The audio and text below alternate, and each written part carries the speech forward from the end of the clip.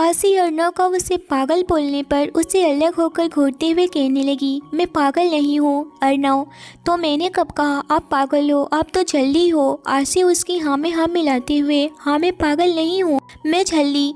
जैसे उसने सोचा वह क्या बोलने वाली थी, वह चुप हो गई और अर्नव को सीने पर मारते हुए बच्चों की तरह शिकायत करते हुए कहने लगी, आप बहुत गंदे हो, आपने मुझे पहले पागल कहा और अब झल्ली, और मारने लगी। पर आशी के मुक्की का अर्नव पर कोई भी फर्क नहीं पड़ रहा था।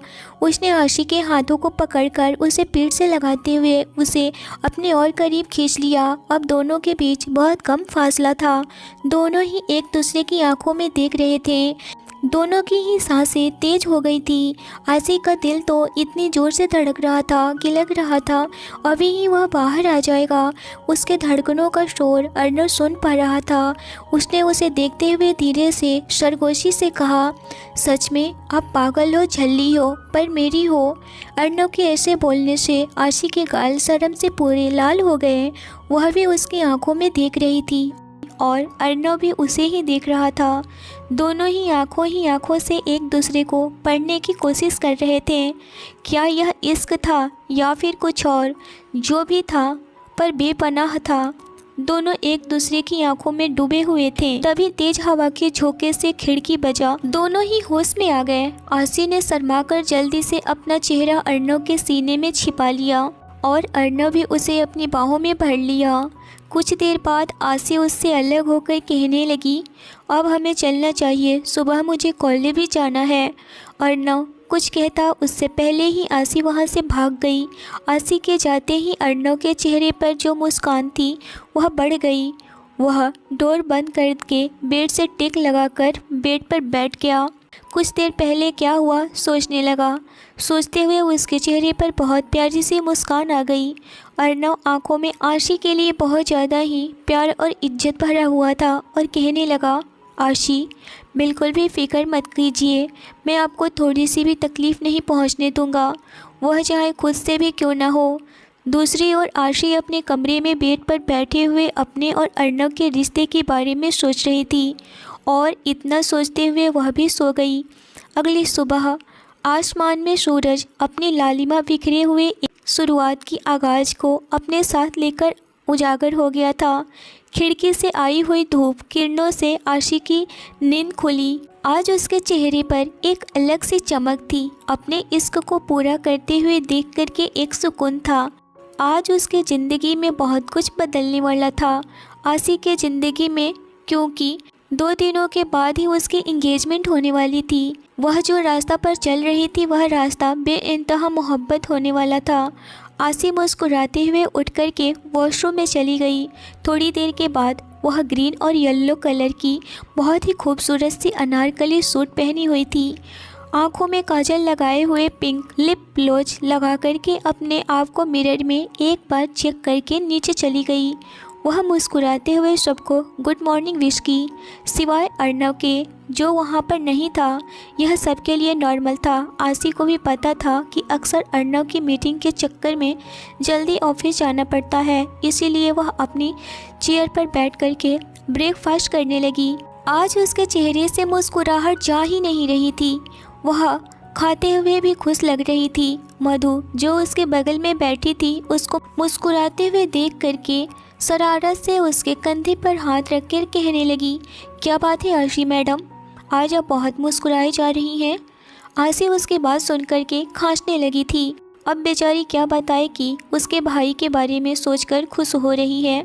सरोजनी जी आशी को पानी देते हुए, अच्छी बात है आशी, हमेशा खुश रहा करें, आपके चेहरे पर मुस्कुराहट बहुत अच्छी लगती है। आशी पानी पी लेती है और सरोजनी जी मधु को डांटते हुए, यह क्या बात हुई मधु, ऐसे कौन पूछता है। आशी चैन की सांस लेती है कि वह बच गई, पर अगले ही पल सरोजनी जी फिर आशी को देख करके ऐसे पूछते हैं, आशी वैसे आप हमें तो बता सकती हैं, और आशी को देखने लगी। यह सुनकर के आशी रोने वाली शक्ल बना लेती है। बाकी तीनों हंसने लगे थे। उसकी रोने वाली शक्ल देख करके किशोर जी शांत होकर के, अच्छा आप दोनों उसे चिढ़ाना बंद कीजिए, और आशी बेटा यह दोनों मजाक कर रही हैं। चलिए जल्दी से मुस्कुरा दीजिए, इसमें रोने वाली कौन सी बात है। सरोजनी जी, हाँ आशी, हम तो मजाक कर रहे थे। मधु भी हाँ में हाँ मिला देती है। आशी फिर मुस्कुरा देती है। मधु, अच्छा यह सब छोड़िए, आज ही हमें आपको एक गुड न्यूज़ देना है, और वह यह कि हमारे जो अजय भाई हैं उनकी भी एक गर्लफ्रेंड है जिसका नाम सिमरन है, और वह भी बहुत ही जल्दी इंगेजमेंट करने वाले हैं, और शायद अर्नव भाई के साथ ही इंगेजमेंट करें। यह सुनकर के आशी बहुत ज़्यादा ही खुश होने लगी और कहने लगी, वाह क्या बात है, सच में अजय भाई की भी कोई गर्लफ्रेंड है। तभी सरोजनी जी कहने लगी, हाँ बेटा, वह तो उसकी कॉलेज फ्रेंड है, और वह दोनों बहुत ही अच्छे से एक दूसरे को जानते हैं, प्यार भी करते हैं, और अजय के मम्मी पापा भी इस रिश्ते के लिए खुश हैं। और मैं भी आपकी जन्म कुंडली बनवाने के लिए पंडित जी को कह दी है, जो कि आपने अपना डेट ऑफ बर्थ बताया था उसके अनुसार, ताकि जल्दी से अर्नव और आपकी इंगेजमेंट के बाद कुंडली मिल जाए और आप दोनों की शादी हो जाए। इतना सुनकर के किशोर जी कहने लगे, हे भाग्यवान, आप भी क्या कुंडली वुंडली में विश्वास करने लगी हैं। यह सब कुछ नहीं होता है। सरोजनी जी कहने लगी, वह तो मुझे पता है, यह सब कोई मायने नहीं रखता है, बस बच्चे खुश हैं, हम खुश हैं और सब कुछ अच्छा है। लेकिन फिर भी कोई कुछ कहना या फिर सब कुछ मुहूर्त के अनुसार हो, उसके लिए यह सब कुछ तो करना ही पड़ेगा ना। किशोर जी, अच्छा ठीक है। तभी आशी कहने लगी, क्यों मधु, आपके नज़र में भी कोई है या फिर मैं ढूंढना स्टार्ट करूं? आपके लिए लगे हाथ आपकी भी शादी करवा देते हैं। इतना सुनकर के मधु शर्मा गई और कहने लगी, आशी आप भी ना। और मधु आशी के पीछे भागने लगी और कहने लगी, हम अभी बताते हैं आपको हम ठीक है या नहीं, और उसके पीछे भागने लगी आशी। और आशी डाइनिंग एरिया से हॉल में आते हुए, पहले अब पकड़िए तो सही, तब बता देना। मधु उसके पीछे पीछे भागते हुए, आशी आज हम आपको छोड़ेंगे नहीं, हम क्या कह रहे थे और आप क्या सोच रही थी। अब दोनों सोफ़े के इर्द गिर्द भाग रहे थे। आशी सोफ़े के आगे थी, जो मधु उसके दूसरे साइड। आशी सोफ़े से हटकर डोर की तरफ भागते हुए, हम वही सोच रहे थे जो आप कह रही थी। वह पीछे देखते हुए आगे बढ़ रही थी कि सामने से आते हुए अर्नव से टकरा गई। आशी गिरने ही वाली थी कि अर्नव उसे उसके कमर से थाम लिया। दोनों एक दूसरे की आंखों में देख रहे थे। मधु आशी के पास आते हुए, आशी आप ठीक तो हो ना।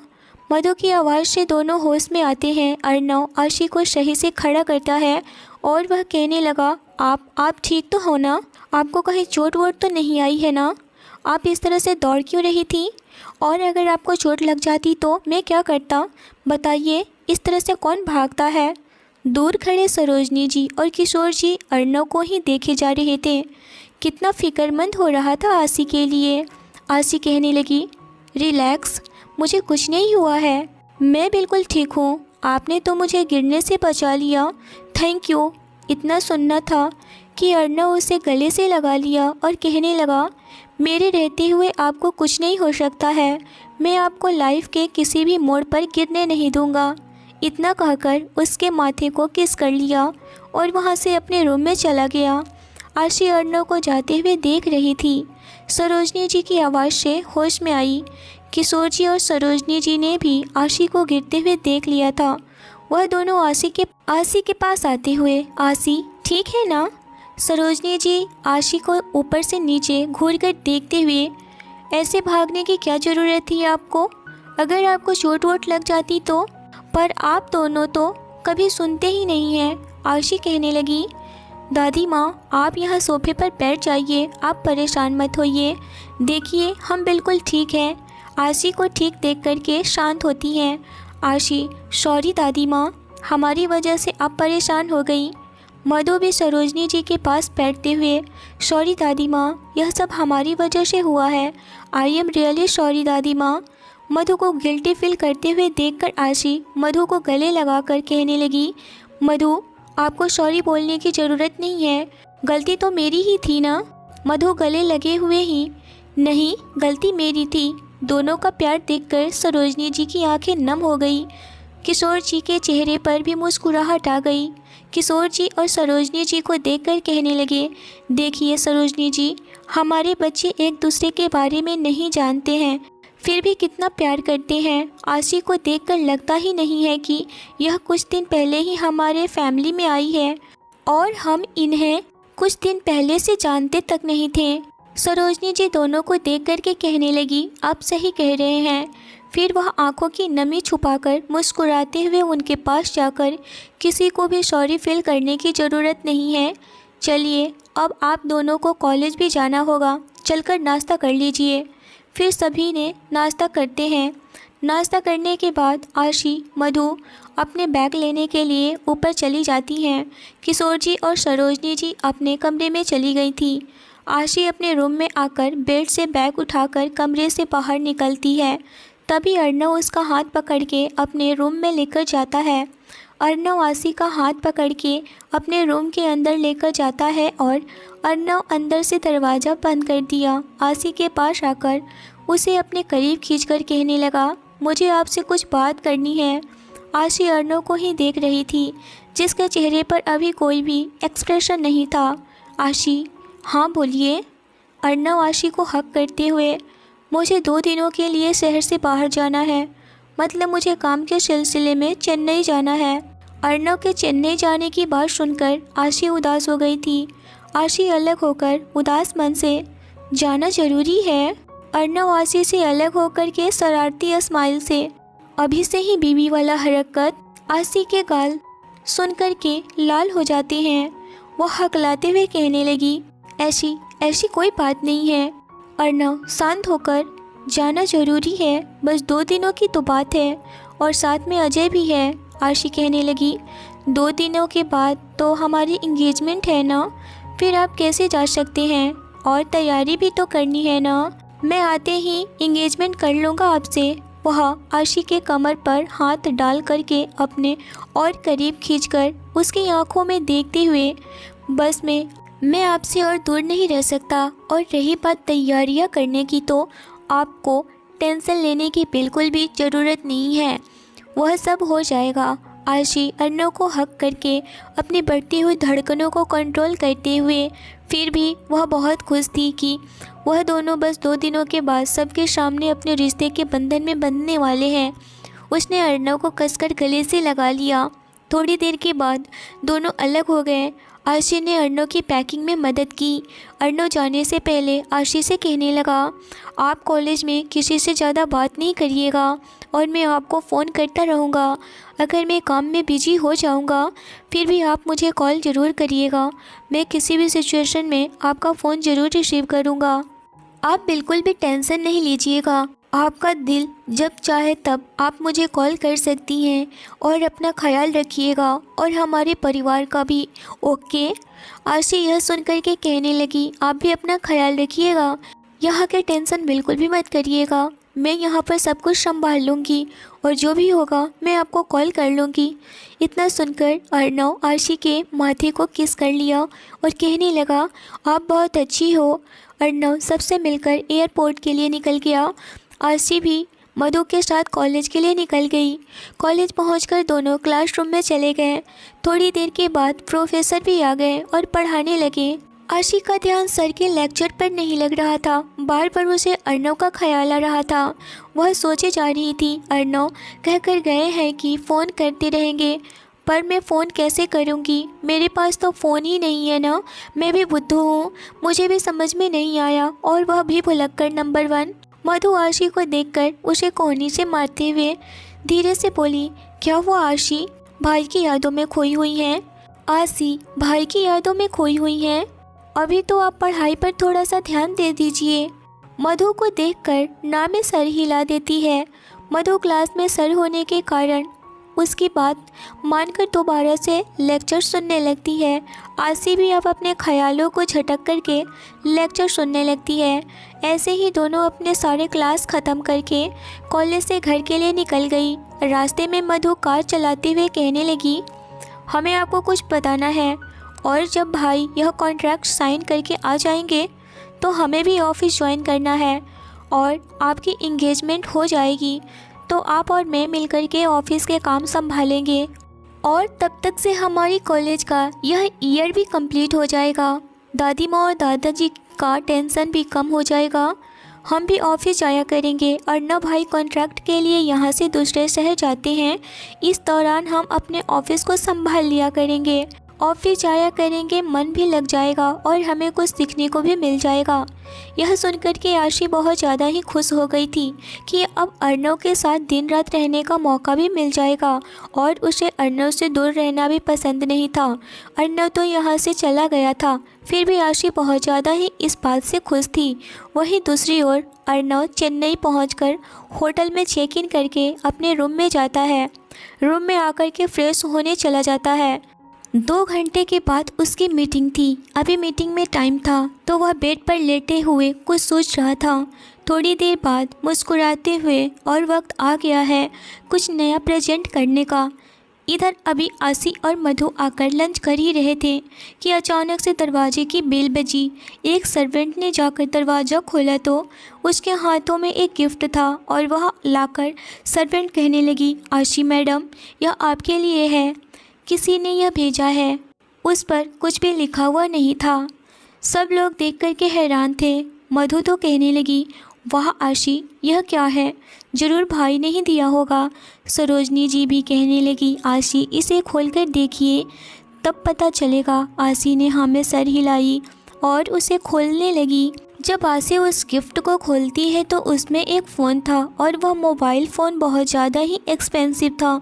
मतलब कि आईफोन, जो कि किसी ने कभी सपने में भी नहीं सोचा था। जैसे ही आशी ने मोबाइल हाथ में ली, जस्ट उसी टाइम फ़ोन की रिंग भी बजने लगी और आशी एकदम से डर गई। सरोजनी जी देखकर हंसने लगी और मधु भी। किशोर जी कहने लगे, उठाओ बेटा, यह हरकत तो मेरा शेर ही कर सकता है। आशी भी हंसने लगी और वह कहने लगी, हाँ दादाजी। इतना कह कर के वह फ़ोन रिसीव कर लेती है और दूसरे साइड से, हेलो आशी जी, कैसी हैं आप? आपको आपका फ़ोन कैसा लगा? आशी मुस्कुराते हुए कहने लगी, बहुत अच्छा है। अर्नव कहने लगा, तो फिर उस फ़ोन के बदले में मुझे कुछ चाहिए। और फिर आशी हैरान होकर के बड़ी बड़ी आंखें करके कहने लगी, क्या? सब लोग आशी को ही देखने लगे। फिर आशी स्माइल करते हुए कहने लगी, ऐसे कैसे हो सकता है? वह बातों को दूसरी तरफ करने लगी क्योंकि अभी वह सबके सामने थी। आशी कहने लगी, अभी हम सब लोग कॉलेज से आए हुए हैं और लंच कर रहे हैं। आपने लंच कर लिया? अर्नव समझ गया कि आशी इस वक्त दादी माँ और दादाजी के सामने है, इसीलिए वह कुछ नहीं कह पा रही है। पर वह कहाँ मानने वाला था। वह तो आशी को परेशान करने के लिए ही कह रहा था, मुझे फ़ोन के बदले में कुछ चाहिए और आप दोगी ना? तो आप बिल्कुल भी ना नहीं कहना, वरना मैं नाराज़ हो जाऊँगा और आऊँगा भी नहीं। इतना सुनकर के आशी परेशान हो गई और कहने लगी, यह क्या बात हो गया? उसे तो अब समझ में नहीं आ रहा था कि सबके सामने वह क्या कहे। उधर अर्नव, जो कि बात नहीं मान रहा था, तो भी अर्नव को बुरा लगेगा और अगर अर्नव की बात माने तो दादाजी और दादी माँ सामने बैठी हुई थी। वही इस वक्त बिल्कुल भी ब्लैंक हो चुकी थी। वह कहने लगी, दादी माँ, मैं ज़रा सा बात करके आऊँ। सरोजनी जी अच्छे से समझ रही थी कि अर्नव इस वक्त आशी को बहुत ज़्यादा परेशान कर रहा है, इसीलिए वह कहने लगी, हाँ हाँ ठीक है, आप जाइए, कोई बात नहीं है। इतना कहकर आशी अपने कमरे में चली गई और कहने लगी, आप बहुत ज़्यादा ही शैतान हो गए हैं, थोड़ी सी भी शर्म नहीं है आपको? सब लोगों के सामने में क्या कहती, बोलिए। इतना सुनकर अर्नव हंस पड़ा। इस पर आशी और भी ज़्यादा गुस्सा होने लगी और कहने लगी, आपको मुझे तंग करके बहुत मज़ा आता है ना? आप आ जाइए, मैं आपको बहुत ज़्यादा ही तंग करूँगी। तभी अर्नव कहने लगा, नहीं बाबा, ऐसे थोड़ी ना मैं अपनी जान को तंग करूँगा, आप तो मेरी जान हो ना। अच्छा बताइए, सही में फ़ोन कैसा लगा? आशी कहने लगी, बहुत अच्छा है, पर इतना महंगा फ़ोन? अर्नव कहने लगा, फिर से आप महंगे सस्ते, यह सब क्या है? आप बस कम से कम रखिए। मैं क्या कर रहा हूँ, आपके लिए कुछ भी ला रहा हूँ, आप बिल्कुल भी उसको जज मत करिए। वह चाहे कितने भी महंगी क्यों ना हो, वह चीज़ नहीं हो सकती है। आप उस फ़ोन से भी बहुत ज़्यादा ही महंगी और कीमती हो। ये सुनकर के आशी बहुत ही ज़्यादा सुकून महसूस कर रही थी। इतने में अर्नव कहने लगा, तो फिर मुझे कुछ चाहिए, नहीं देना है? आशी बोली, क्या? अर्नव बोला, आपको अच्छे से पता है मुझे क्या चाहिए, एक प्यारी सी झप्पी।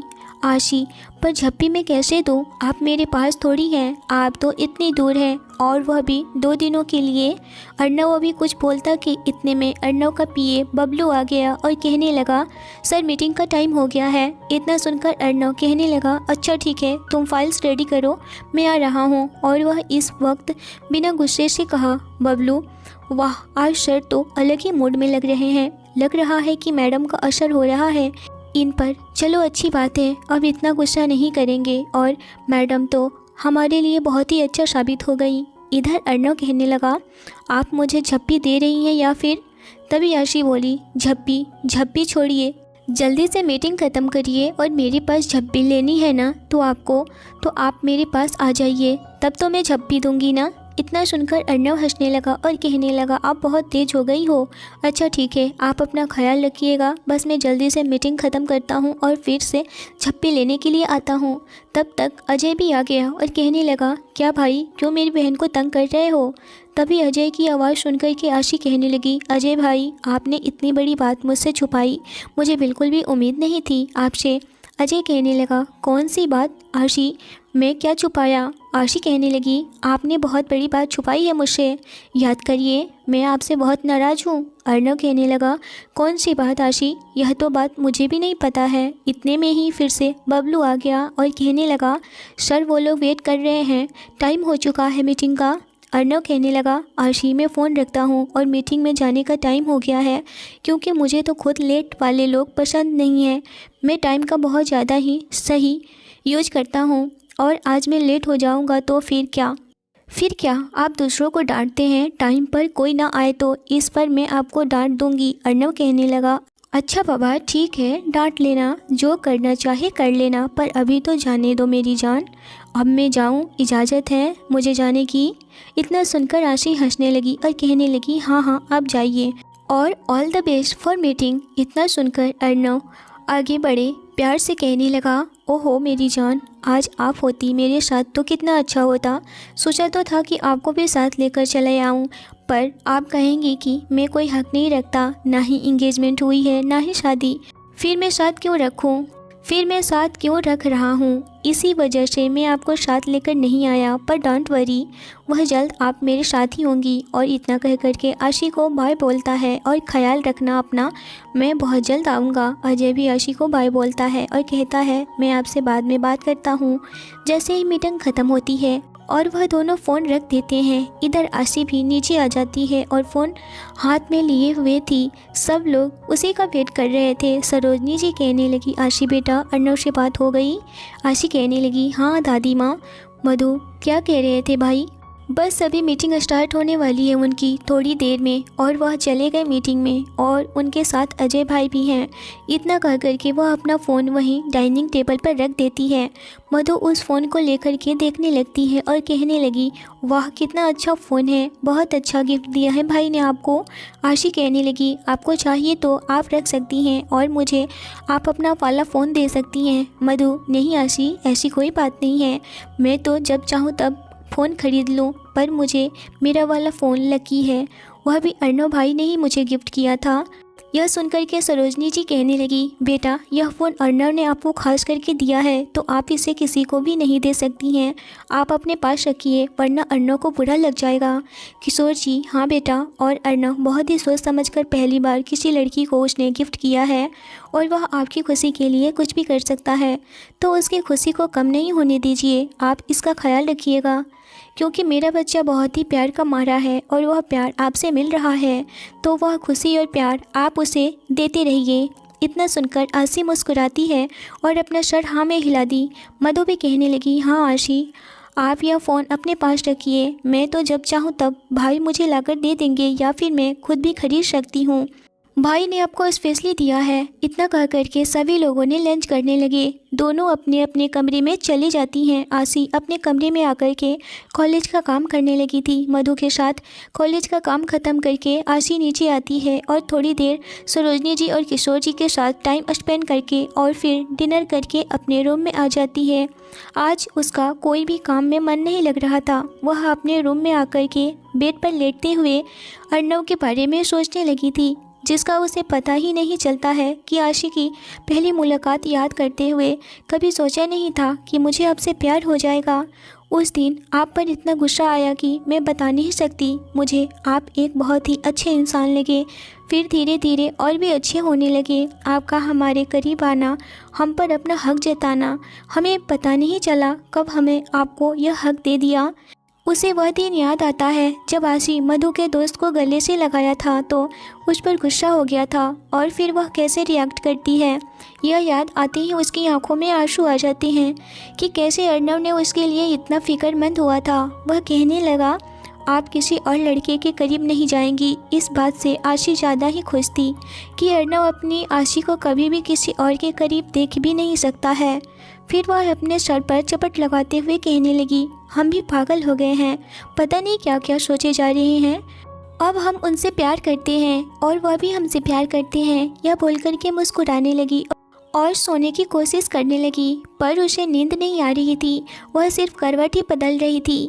जब बहुत देर कोशिश करने के बाद भी नींद नहीं आई तो वह उठ कर के बैठ गई और कहने लगी, ऐसे तो हमें नींद ही नहीं आएगी, हम अर्नव जी से ही बात कर लेते हैं, तब क्या पता मुझे नींद आ जाए। हाँ, यह सही रहेगा। और अर्नव को कॉल कर देती है। उसने कॉल कर दी, पर अर्नव इस वक्त मीटिंग में था। सुबह से वह मीटिंग ही अटेंड कर रहा था। आशी कॉल करती है, किसी ने उसका फ़ोन नहीं उठाया। आशी सोच में पड़ गई। उन्होंने तो कहा था कि मैं किसी भी सिचुएशन में फ़ोन उठाऊंगा, पर यह फ़ोन क्यों नहीं उठा रहे हैं। दोबारा से ट्राई करती हूँ और दोबारा फ़ोन करती है, इस बार भी फ़ोन नहीं उठता है। इधर अर्नव चेन्नई में मीटिंग अटेंड कर रहा था। उसका फ़ोन उसके असिस्टेंट बबलू के पास था। फ़ोन की आवाज़ से अर्नव उसे घूर कर देखता है और कहने लगा, जल्दी से फ़ोन बंद करो।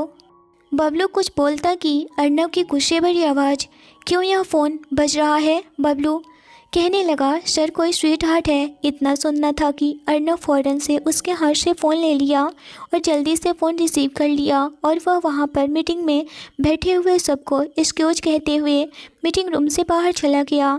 इधर बबलू अर्नव के चेहरे को देख करके बहुत ज़्यादा ही हैरान था।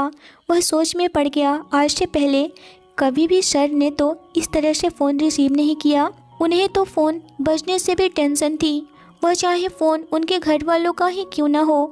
यह स्वीट हार्ट ज़रूर आशी मैडम है, और उनके एक कॉल पर इन्होंने फ़ोन इस तरह से रिसीव किया और बीच में मीटिंग को भी रोक दिया। वाह क्या बात है, सर काफ़ी बदल चुके हैं, हम तो इन्हें ऐसे पहली बार देख रहे हैं। और बबलू सिर्फ अर्नव को ही देख रहा था।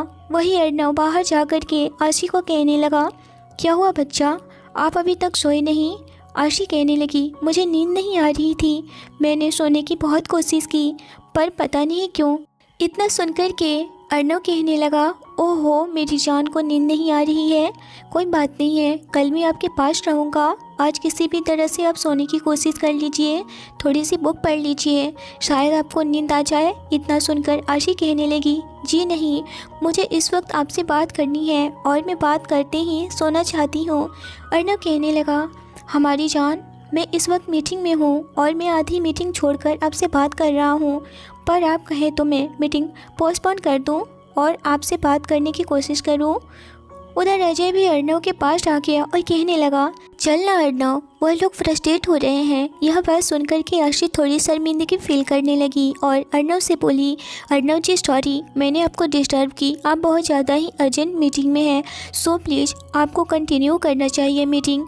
जाइए, मैं सो जाऊंगी, मैं बुक पढ़ लेती हूँ, मुझे भी कॉलेज की थोड़ी सी काम बाकी थी। तो इतना सुनकर अर्नव समझ गया कि आशी ने अजय की बात सुन ली है, इसीलिए वो ऐसे कह रही है।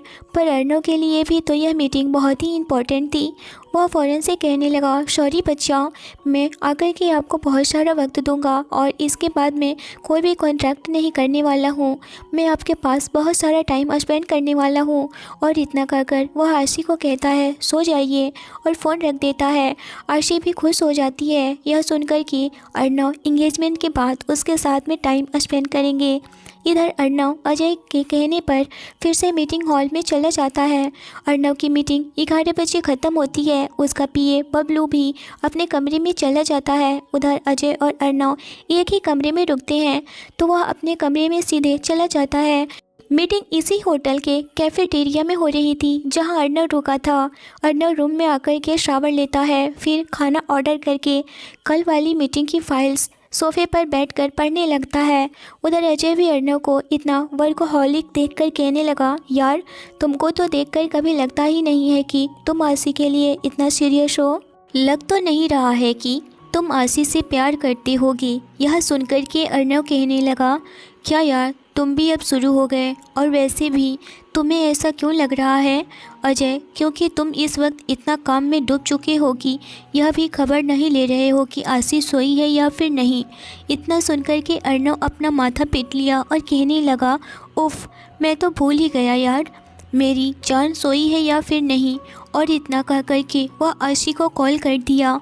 अभी वह कॉल किया ही था कि अजय कहने लगा, अरे यार अगर वह फिर से सोई होगी तो फिर तुम्हारे कॉल से डिस्टर्ब हो जाएगी। यह सुनकर के वह फ़ोन कट कर देता है। अजय अर्नव को इस तरह करते हुए देख कर के वह हंसने लगा। अर्नव, हाँ हाँ उड़ा ले मजाक, जितना उड़ाना है, तुम्हारी भी बारी आएगी। तुम्हारी तो रिलेशनशिप की जर्नी तो बहुत एंजॉय कर चुके हो ना। तुमने जो एंजॉय करना था सिमरन के साथ तो कर चुके हो ना। अब मेरी बारी है तो तुम क्यों इस तरह से मेरी टांग खींच रहे हो यार, और वह भी तुम्हारी बहन है, इतना भी तो सोच लो। इतना सुन कर के अजय कहने लगा, हाँ बहन तो है, इसीलिए तो मैं उसे इतना बचा रहा हूँ तुमसे। इतना कह कर के अजय बेड पर जाकर सोने लगा।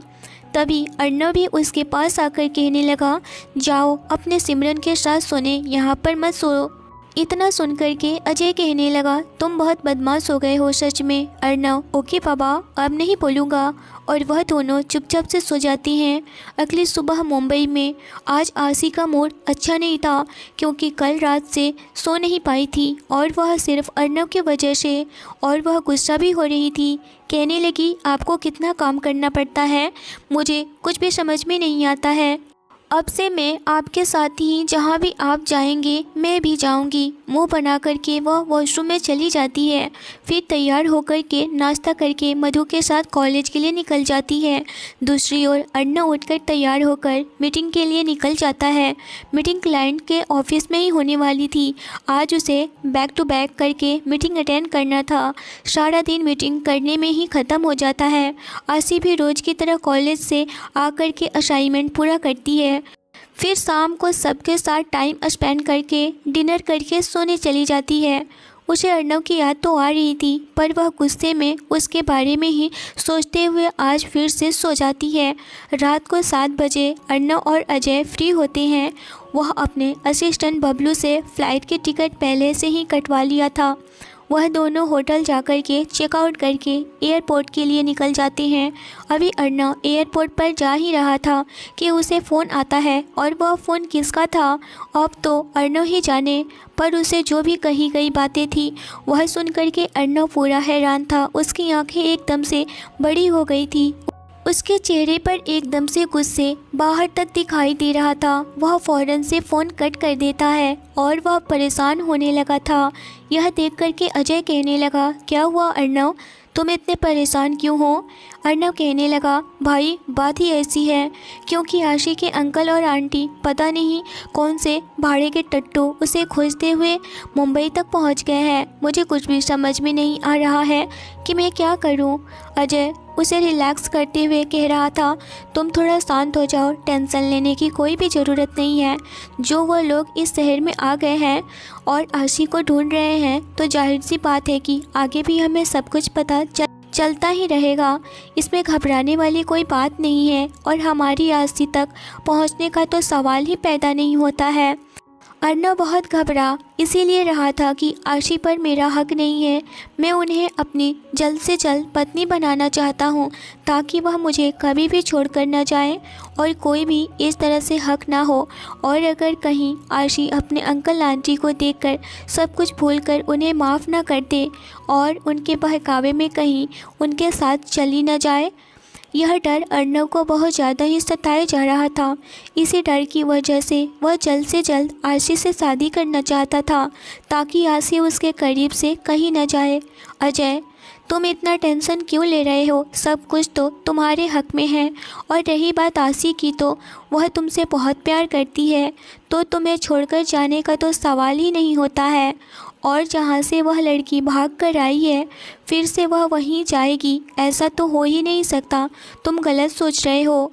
तुमने ही तो मुझे बताया था ना कि उसके अंकल आंटी उसे बहुत ज़्यादा ही तकलीफ़ दे रहे थे, और उसे उस बुढ़े आदमी के साथ उसकी शादी भी ज़बरदस्ती करवाने वाले थे, उसका सौदा कर रहे थे। फिर आसी कैसे जा सकती है? उसे इस घर में बहुत प्यार मिल रहा है, अपनापन मिल रही है। तुम्हें छोड़कर वह कहीं नहीं जाएगी। अगर उसके अंकल आंटी भी उसके सामने आ जाए तो भी वह जाने से इनकार कर देगी। यह सुनकर के अर्नव रिलैक्स हुआ और कहने लगा, मुझे आसी से जल्द इस बारे में बात करनी है।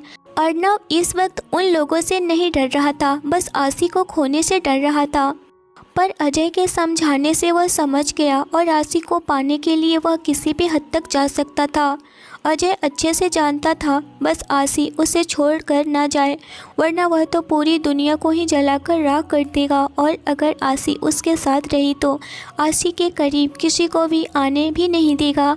आसी को छूना तो दूर, उसके करीब भी कोई नहीं आ सकता है। ऐसा अर्नव कर सकता था, और यह बात अजय बखूबी जानता था। पर इस वक्त अर्नव कमज़ोर इसलिए हो रहा था कि कहीं आसी उसे छोड़कर न चली जाए। यह सुनकर के अर्नव कहने लगा, बिल्कुल नहीं, नेवर, कभी नहीं, ऐसा बिल्कुल नहीं हो सकता है मेरी जान। वह अजय तो फिर क्यों इतना टेंशन ले रहे हो? रिलैक्स, चिल करो, कुछ देर में वह फ्लाइट में होते हैं। अर्नव जो सीट से सिर लगाकर आंख बंद करके सोचने लगा, आ रहा हूँ जान, आपको मुझसे कोई भी जुदा नहीं कर सकता है। अजय बस अर्नव को ही देख रहा था, क्योंकि इस वक्त अर्नव काफ़ी ज़्यादा ही घबराया हुआ था। अर्नव बस कुछ घंटे और फिर ना आप मुझसे दूर जा सकती हैं और ना मैं। I am coming miss my जान। कुछ घंटे बाद फ़्लाइट टेक ऑफ होती है। अर्नव, अजय और उसका पीए फ्लाइट से उतरकर वहाँ पर खड़े अपने कार में जा कर के बैठ गए। अर्नव कहने लगा, अजय मेरे साथ चलो ना। अजय कहने लगा, नहीं यार, मेरी कुछ तबीयत ठीक नहीं लग रही है, तुम चले जाओ, मैं घर जाकर रिलैक्स करता हूँ। यह सुन के अर्नव कहने लगा, ख्याल रखना अपना। अजय बोला, तू भी, और ज़्यादा टेंशन लेने की ज़रूरत नहीं है, सब कुछ सही हो जाएगा। तुम तो खुद को अच्छे से जानते हो ना, फिर इतना कमज़ोर क्यों हो रहे हो?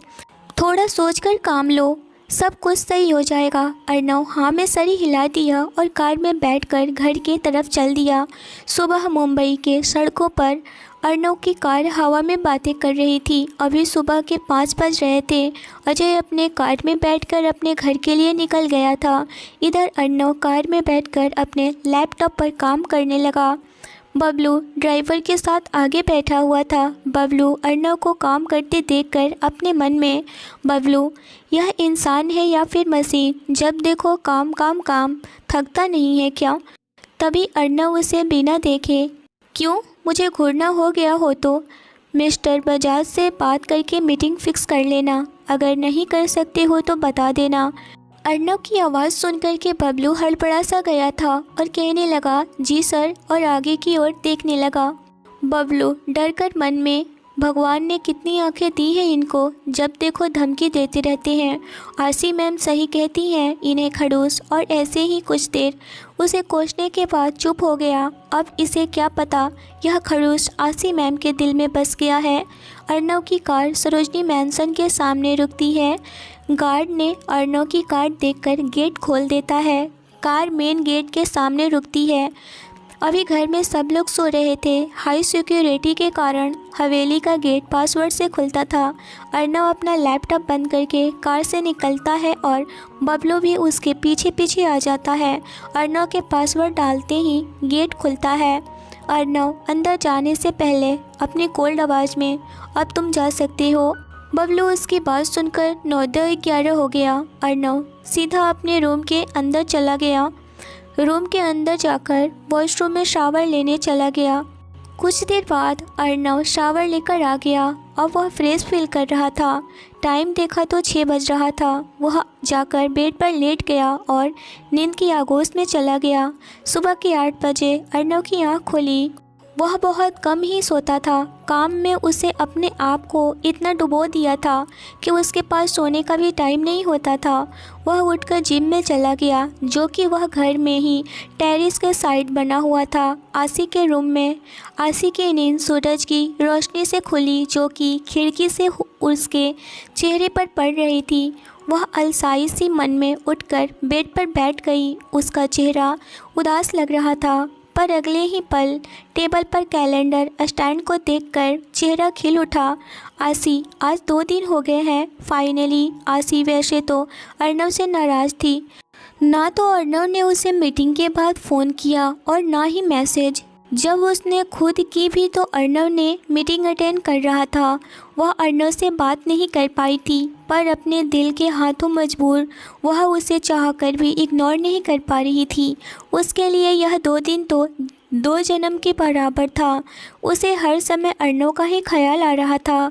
वह उसे अपने सामने हर समय देखना चाहती थी।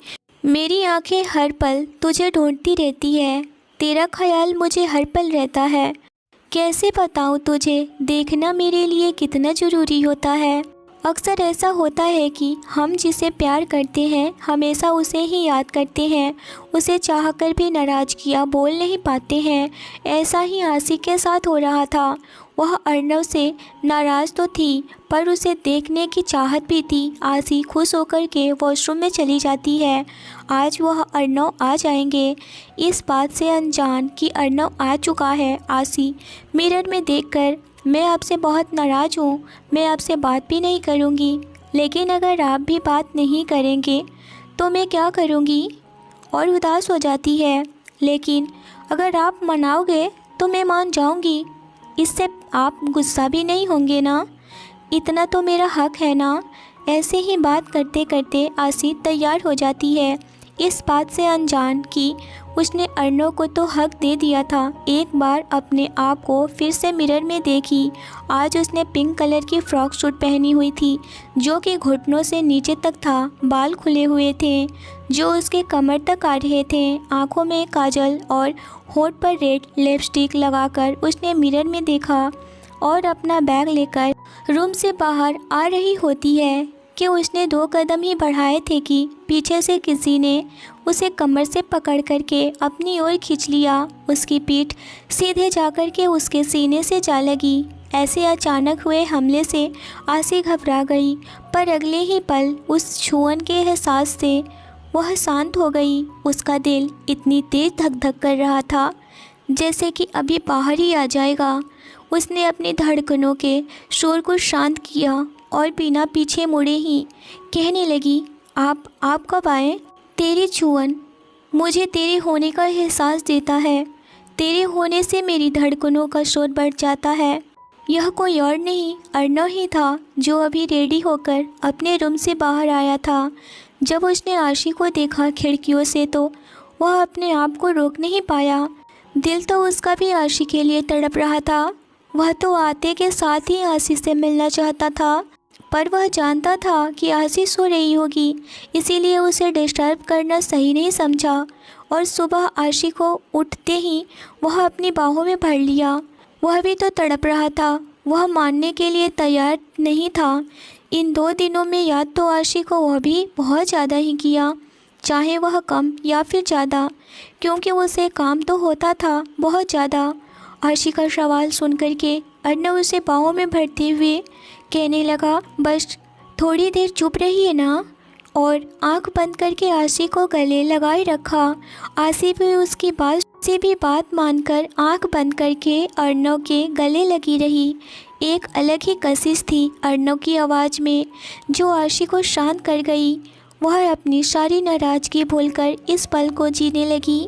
वही अर्नव भी अपना सारी थकान उसकी बाहों में दूर कर रहा था। उसे भी बहुत ज़्यादा ही सुकून फील हो रहा था। अभी कुछ देर हुआ था कि किसी की आहट की आवाज़ आई। दोनों ने जल्दी से आंखें खोल लिया। आशी कुछ कहने के लिए कुछ बोलती, अर्नव उसे अपने कमरे में लेकर गया और डोर बंद करके आशी को डोर से लगा दिया। दोनों ही एक दूसरे को देख रहे थे। अर्नव आशी की आंखों में खो सा गया। वही हाल आशी के साथ था।